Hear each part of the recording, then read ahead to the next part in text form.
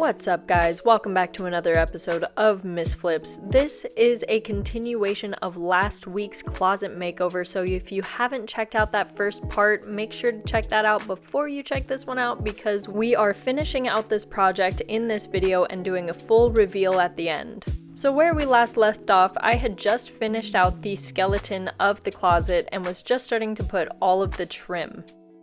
Everything is basically done in here. All I have left to do is sanding, a little bit of caulking, and patching up some of the nail holes so I can clean up all of my tools and all of the scrap pieces of wood and get everything out of there in order to start painting. So because my closet is naturally just kind of uneven, like at one point in the closet it is, let's say, 52 inches, and then on the other point it's like 56 inches, I naturally have some gaps in the wood, so I bought some stuff to put in those gaps so that my caulk just doesn't seep into the cracks. However, it's really big, and I did not realize that it is this big. So we are going to cut it into little halves or quarters to get them to fit inside the crevices.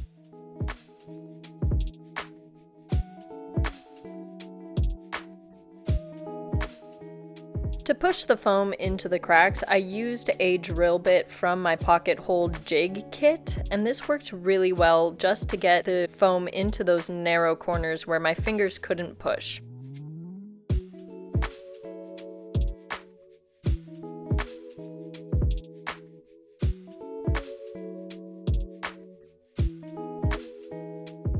Once all the foam was in place, I went in with some plastic wood and filled in all of my nail holes.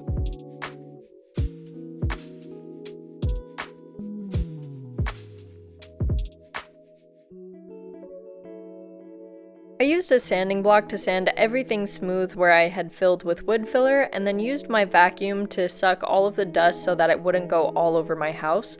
And then I used my shop vac to vacuum every single surface in my closet before going in and caulking. I find that cutting it at an angle like this gives me a lot more control.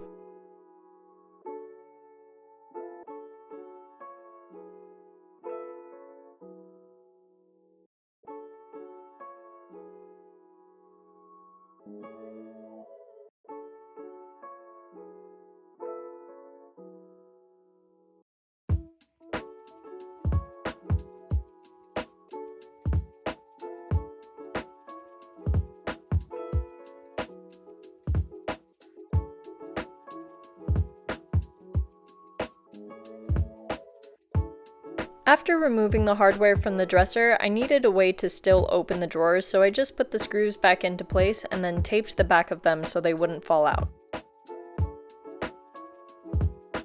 Once all the caulking was done and dry, it was time to get to painting prep, so I just put in a layer of tape around the corners so that I wouldn't get anything on the carpet, and then laid down a piece of paper and taped that to the floor.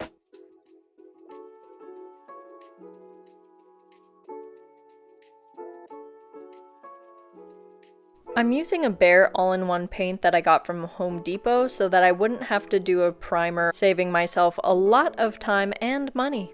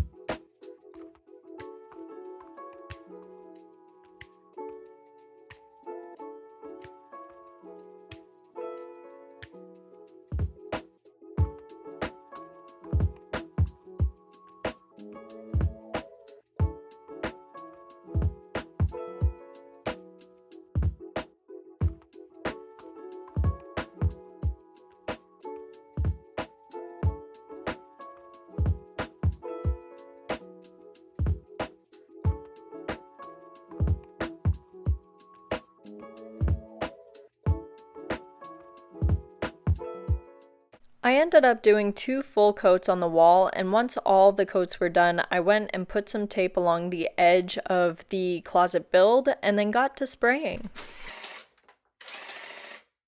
I'm using a Graco paint sprayer and it's actually really amazing. I love how it's airless and so it doesn't need to be turned right side up in order to spray, allowing me to paint basically in any direction I want. This ended up being super convenient in the tighter spaces in my closet.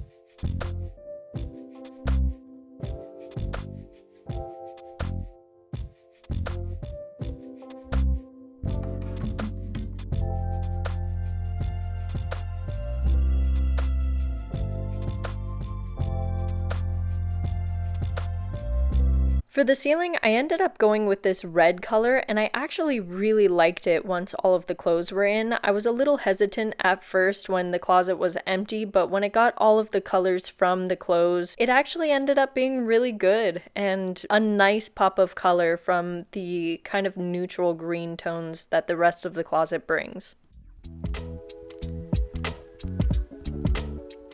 Once the entire closet was painted, it was time to do all of the finishing touches.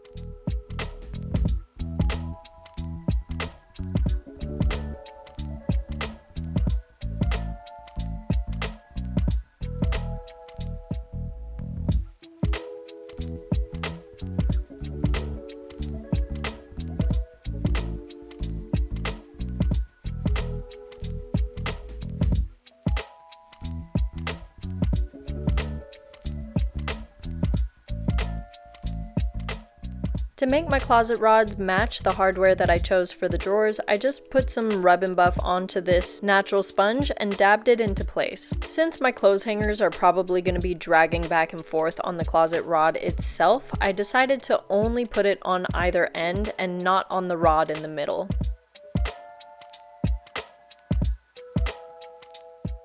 This magnetic level definitely came in handy when putting up the closet rods because I was able to do it by myself and still be sure that it was level.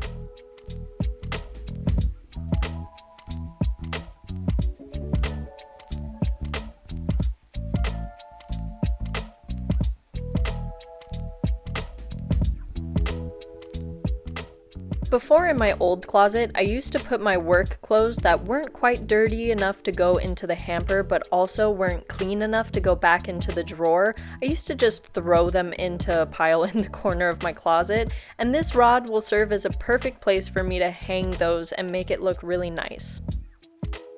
And now it is time for me to dress up the interior of this vertical drawer here. I'm not going to go into too much detail into this process, but I will have a full tutorial for you guys in the next few weeks.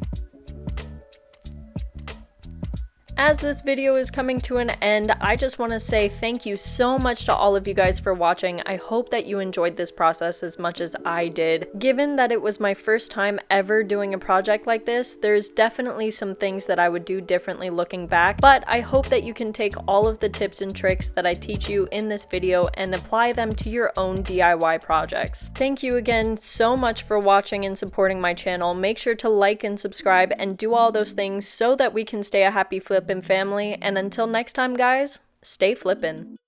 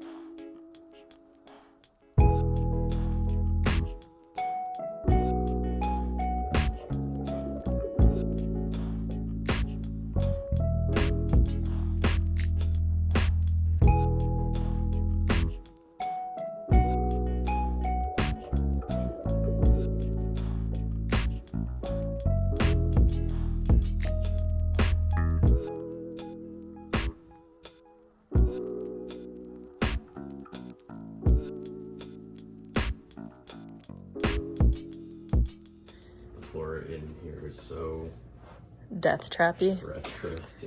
Yeah. Open. My perception of the space is. Yo! It's like completely different, which I know is like what you were doing, but that's crazy. Babe, you're incredible, man. This is crazy. Isn't it cool? It's incredible, babe. Yeah.